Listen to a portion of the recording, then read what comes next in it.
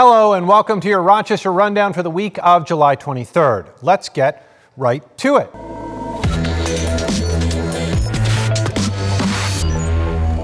Rochester Mayor Lovely Warren and her husband Timothy Grandison pleaded not guilty to weapons and child endangerment charges Wednesday.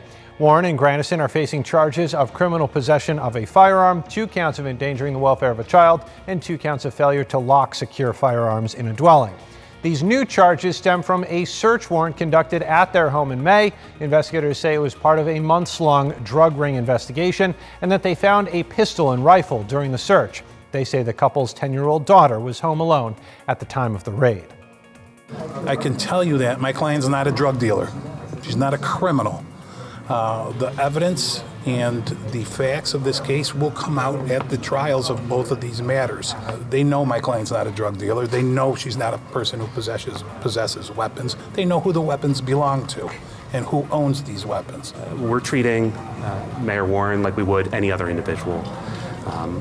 We're not giving her any special treatment, but at the same time, we're not going to hold that fact against her. I mean, the reality of the situation, given our review of the case and examination of the evidence, that we would charge anybody in her position with these charges. Warren arrived at court separately from Grandison Wednesday, and the two did not seem to speak with one another. It's not clear when they could be back in court.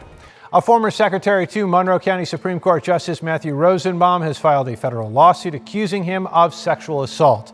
The woman worked with Rosenbaum from 2005 through 2019. In her lawsuit, she claims she was, quote, compelled to perform sex acts approximately once a month beginning in 2005, unquote.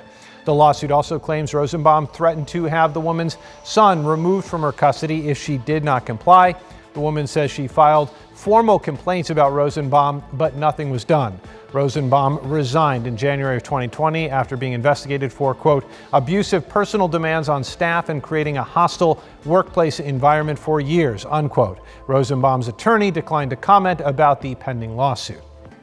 A missing Parma man has been declared dead after his remains were identified by the Monroe County Medical Examiner. William Mason was last seen on May 25th near his home on West Ridge Road. His remains were found in a fire pit on his property. Investigators say they believe this was a targeted murder. The Monroe County Sheriff's Office is asking anyone with any information to call 911.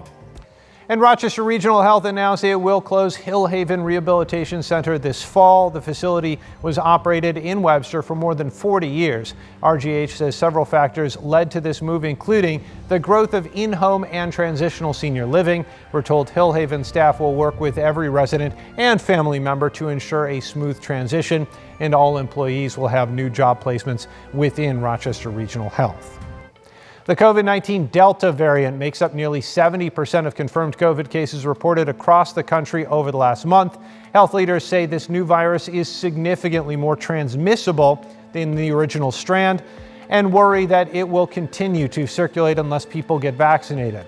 While new cases have been steadily increasing this month, hospitalizations and deaths remain low. We're told most new cases have been in unvaccinated people, with the Delta variant slowly becoming the predominant strain.